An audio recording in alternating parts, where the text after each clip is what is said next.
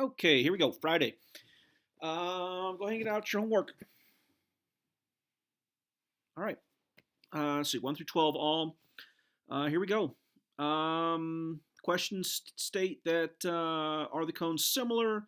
Since all the ratios are the same, the answer is yes. Number two, the prism similars, the ratios are not when you reduce them, so the answer is no. Remember, all the dimensions would have to have the same ratio, right? If it's, I don't know, 1 to 4, then all the corresponding parts would have to have a ratio of 1 to 4 for them to be similar. All right, number three. Well, this time it's forcing you to take the ratios. So let's see, there's part A through D. So A is 3 to 4, B is 3 to 4, C is 9 to 16, that was lateral area, and the volume was 27 to 64. Okay. Number 4, A was 4 to 9, B was 4 to 9, C was 4 to 9, and D was 4 to 27. Number 5, A was 4 to 1, B was 16 to 1, and C was 64 to 1. 6, A was 3 to 4, B was 9 to 16, and C was 27 to 64. And probably at this point you're like, okay, I get this, but I gave you, what, 5 more. So number 7, A was 2 to 3, B was 2 to 3, and C was 4 to 9. Number 8, A was 1 to 5, B was 1 to 25, and C was 1 to 25. All right. Question number 9, a little bit of weird. The question states, compare the amount of paint required to cover the model to the actual airplane. So obviously the first number will be small, second number will be big. All right. The paint for the actual airplane, how much paint would be 40,000 times the paint for the model. 40,000 times the paint for the model. All right, number 10, 5,760 cubic feet, because you're trying to find the volume. Okay, number 11, the answer is, and they left it in terms of pi here, 81 pi centimeters squared. 81 pi centimeters squared. And the last one, pretty ugly, 8 root 3 over 9 cubic centimeters. 8 root 3 8 root 3 over 9 cubic centimeters. There you go. All right, make sure you answer question 1 on the Google Forms.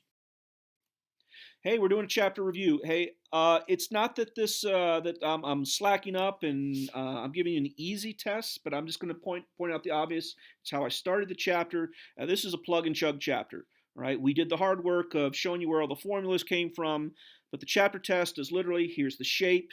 Can you do the formulas? So of all the tests, I should see, this multiple choice test as well too. I should see nothing but perfect papers on here. So I don't hold any punches. The practice test I give you is the test. I didn't give you too many examples. I'm assuming that you guys will be good. So I gave you 2 examples for each problem. And if you need any extra practice, by all means, send me an email. I'll give you as much practice as you want. But you got to send me an email in order to get that extra practice. So we're just going to do this one at a time. We'll do surface area first. Remember, surface area is the same as total area. The book likes total area. However, in the previous 2 books, in the pre-algebra and the algebra 1, actually in the previous 3 books, course 1, course 2, and algebra 1, they call total area surface area. All right, so the first shape you're going to have on your test is all right, this is question number 3 on the practice test. Remember, that's on the bottom of the Google Forms. All right, so we got pyramids. So it's going to be a regular pyramid, not oblique. We didn't do anything other than define what an oblique pyramid is. So everything will be a regular. This will be a regular pyramid. So the formula in the book is the lateral area for surface area is the lateral area plus the base. Not very helpful, but since I'm telling you right now it's going to be a regular pyramid, we can make it a little bit easier formula. We had the theorem that said the lateral area of a regular pyramid is half of PL, or PL divided by 2.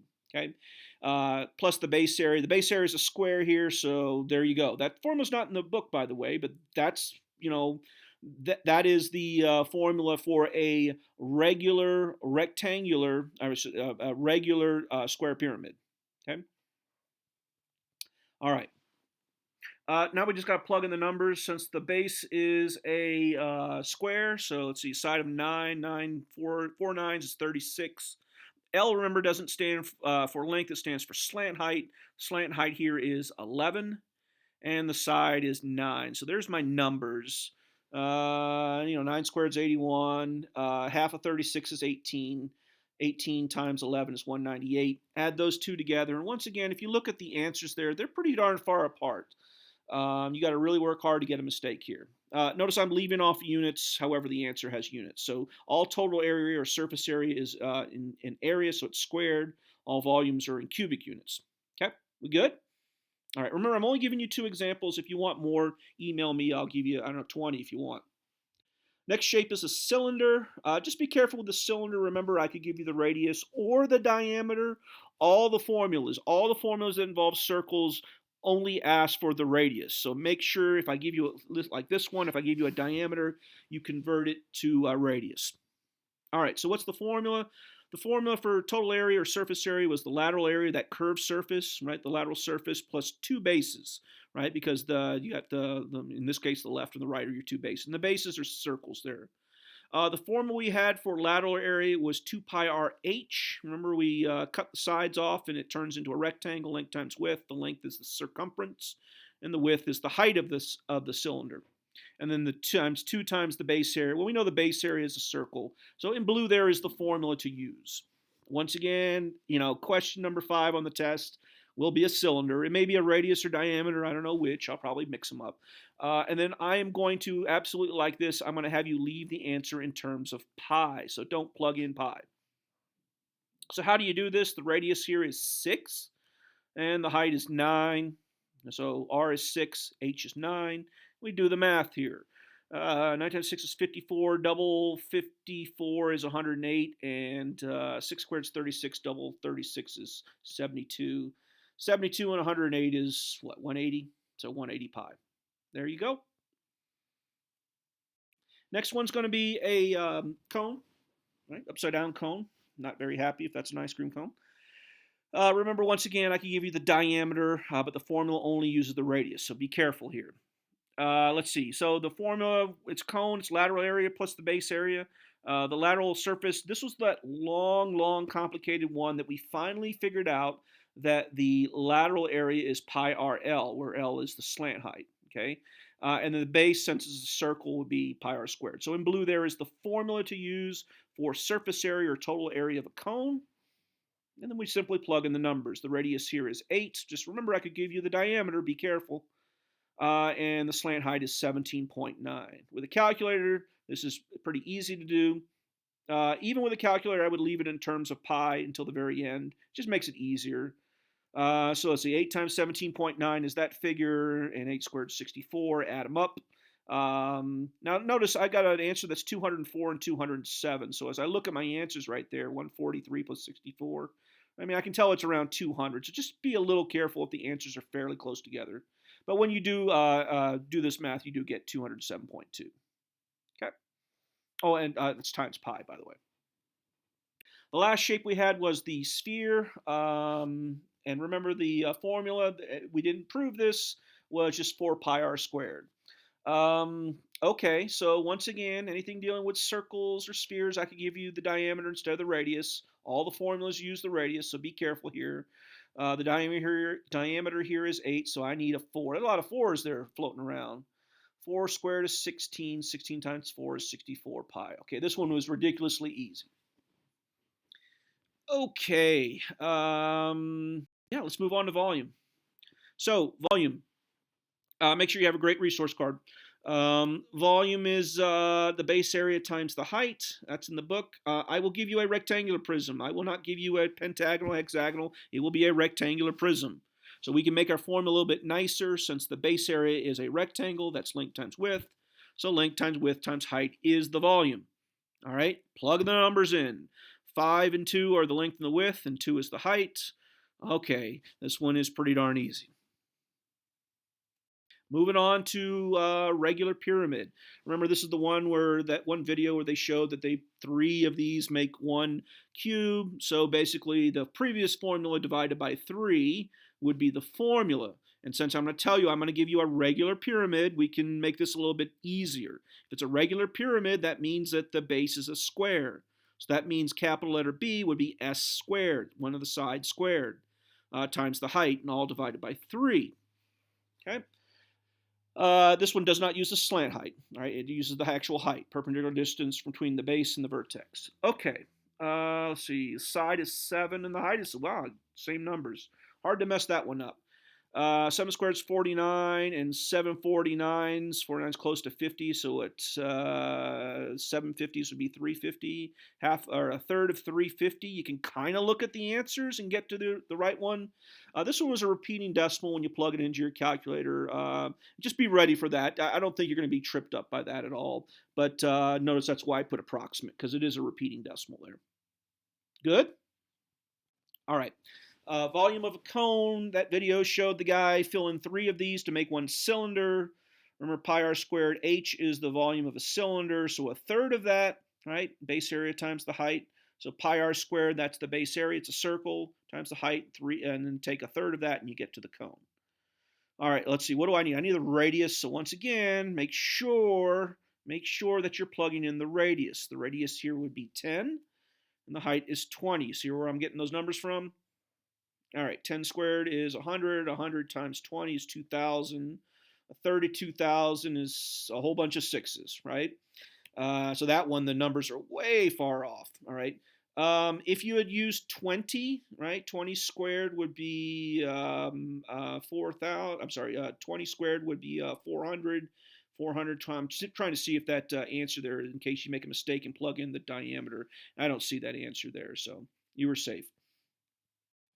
All right, second to last is the cylinder. I probably should have done the cylinder before I did the cone. Remember the cone, technically the volume is base area times height, but the base in this case is a circle, so pi r squared h. Once again, I'm giving you the diameter here instead of the radius, so be careful. The radius is 5, the height is 12. 5 squared is 25. 25 times 12 is 300. So 300 pi. Cool? All right, second to last one, volume of a cone, another one we didn't prove. Formula is 4/3 pi r cubed, 4/3 pi r cubed. So we need the radius, that's all we need. Hey, we got the radius. And here's how I would do it with the calculator, 4.9 cube it, then times it by 4, and then divide by 3. That's how I would do this. So 4.9 cubed times 4, you see where I'm getting the 4 from, and then finally divide by 3. All right, when you do that, you get repeating decimal again. And rounded, it's about 156.9. And notice that answer is not there, but there's one that rounded would be the same answer. Good to go? What was the last thing we did? Yeah, it was last night's homework. So it was on similar solids. And what was the thing that we got for similar solids? It was Theorem 12.1. So Theorem 12.1 said if the scale factor of two similar solids is A to B, you get 3 things. First one is that the perimeters are also A to B. The base areas, the lateral areas, and the total areas. So anything dealing with area is A squared, B squared. And lastly, anything dealing with volume is A cubed, B cubed. Okay, you're going to see how ridiculously easy this is, especially if it's multiple choice. Okay, I'm going to give you 2 similar solids. It's going to tell you that they're similar solids. And then it's going to say, find the scale factor, the ratio of the surface area, and the ratio of the volumes. Basically, it's that theorem. There's that theorem right there. So SF scale factor. Scale factor is A to B. Pick 2 corresponding parts. You can either pick one of the sides of the pyramid there, or you could pick the slant height. All right, I'll pick the slant height. All right, nothing special about that. I guess it would be smart to pick the smallest numbers there, and that would be the slant height. So let's see, A to B. So how do I know which one's A, which one I know is B? Well, one thing, you can look at the answers. Take a look at the answers. First answer is the scale factor. It's either 3 to 8 or 3 to 5. So clearly they're going from small to big, 3 to 5, or it's 3 to 8. It's one of those two. So let's plug in the slant heights, and you could pick, the other dimension as well too, the 21 to 35. But I'm going to pick 18 to 30. Reduce that, 6 goes into both, and it goes 3 to 5. So I know the answer is what? Either B, C, or D. So let's do the next one. It says ratio of surface area. That's total area.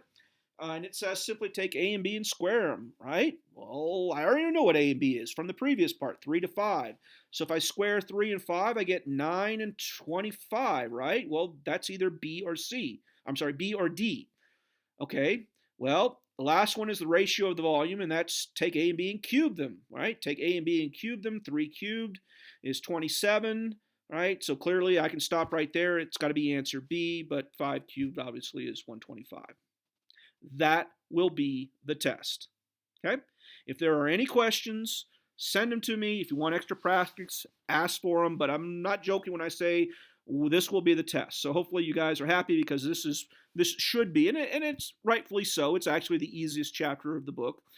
This will be the easiest, and it's the one that we're going to end on before the semester final. That should make you happy. All right, I'll end with it right there. And I won't see you on Monday because you're going to take the test on Monday. So take the test on Monday. I'll see you guys on Wednesday.